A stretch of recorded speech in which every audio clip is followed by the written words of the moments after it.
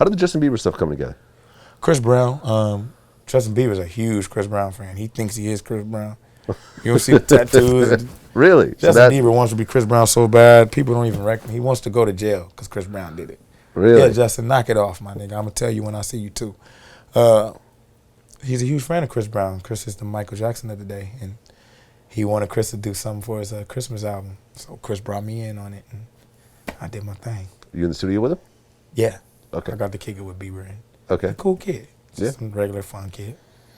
You know, what was it like working with Justin Bieber and sort of, you know, because Justin Bieber is one of these hated and loved kind of individuals, you know, and he's also kind of in a interesting transition point in his career also.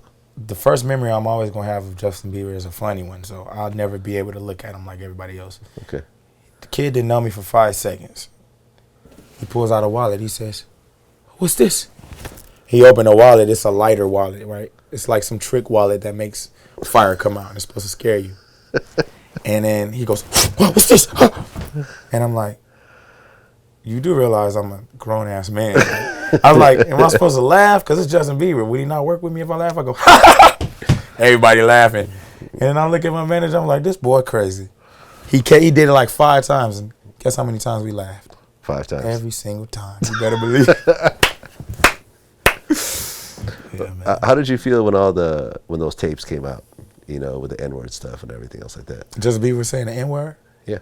I mean, Justin is my nigga, you know. I think the N-word is one of those words. We got to stop giving power to it. I think it should be eradicated totally just because it has negative connotation from history. But at the same time, black people, if you want to kill somebody because they said nigga, you just perpetuate and hate yourself. You can't give a word that much power. People don't realize it's self-respect. Nobody can take that away from you. Mm-hmm. If I call you a nigga, if you're not a nigga, you wasn't talking to me. You're just looking in the mirror or something. So I don't give power to that word. I used to be turned up off of that. I beat up a couple people in Washington because of that. Because white people would say nigga and this and that. And I was really into like studying Angela Davis and the Black Panthers and comparative ethnic studies is my minor.